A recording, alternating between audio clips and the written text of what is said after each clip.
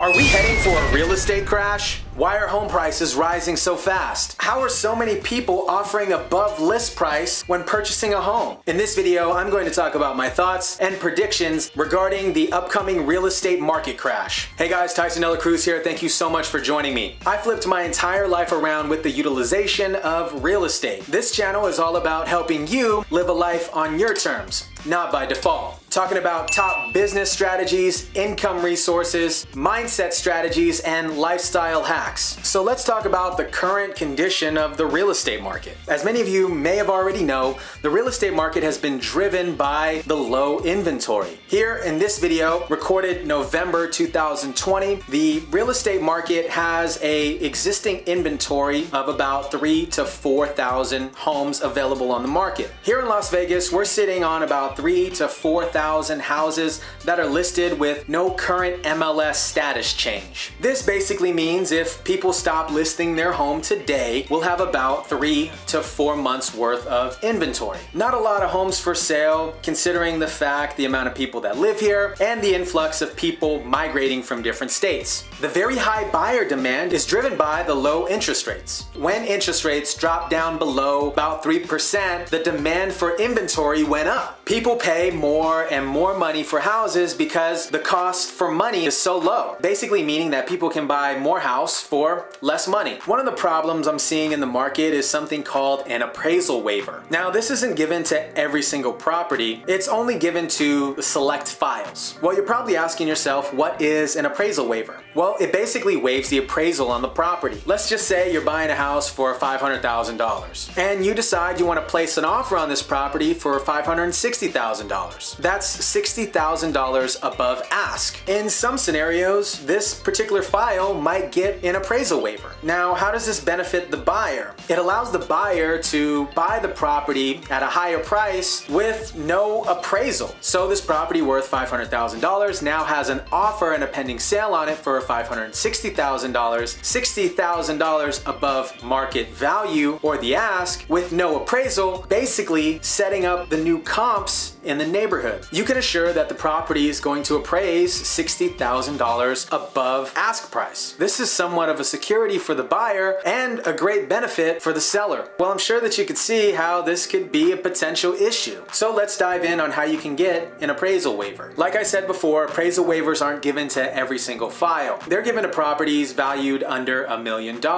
and a loan amount under $1 million.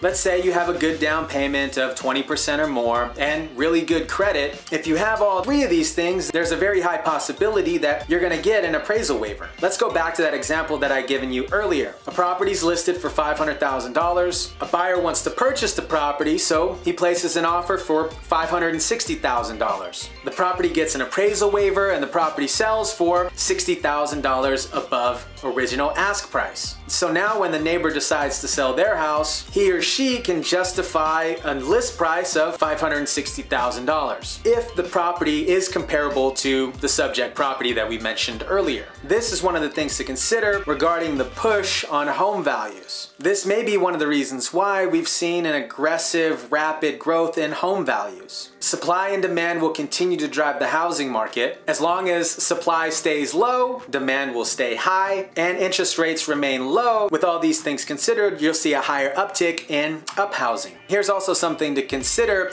regarding the potential real estate market crash. Sellers' concessions have significantly decreased, meaning sellers are less likely to contribute towards closing costs, repair costs, or home warranties. This is happening simply because of the low inventory and the high demand. Sellers know if this particular buyer isn't able to perform, there's going to be several buyers waiting right behind that offer. Listen, at the end of the day, there's a lot of things going on right now. There's a lot of activity and a lot of movement in the housing market. And with all of this action and movement in the real estate market, there's not an awareness of some potential threat or crash coming up in the real estate market. As we continue to push home values up and up and up, this essentially pushes out these first-time home buyers out of the equation because it prices them out of the market. The first-time home buyer generally doesn't have a lot of money to put down as a down payment. This means less applications, less people applying for loans, less houses being bought. Also, the continuing wealth gap that's occurring in these metropolitan areas like Las Vegas, LA, New York. This crazy demand that we're seeing and feeling right now will begin to slow down. We probably won't feel it much during the holidays because typically during the winter months, real estate tends to slow down. I feel that spring 2021, the demand will continue to drop because we're pushing these first-time home buyers out of the market. Not to mention the mortgage forbearances will be ending, especially for those who didn't request an extension. Some sellers have been simply relying on the fact that they can list their property next year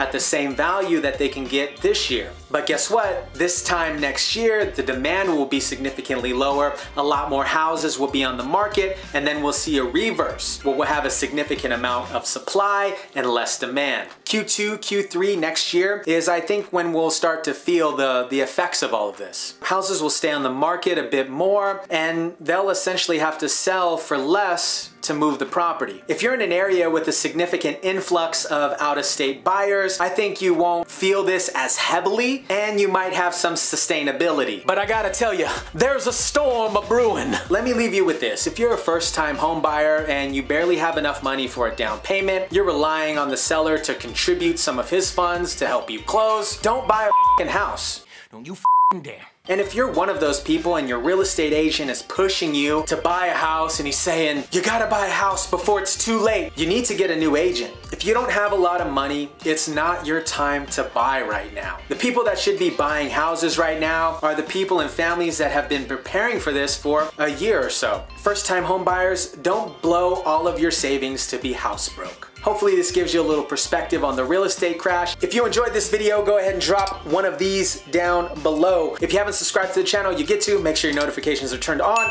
As always, be kind, rewind. Peace.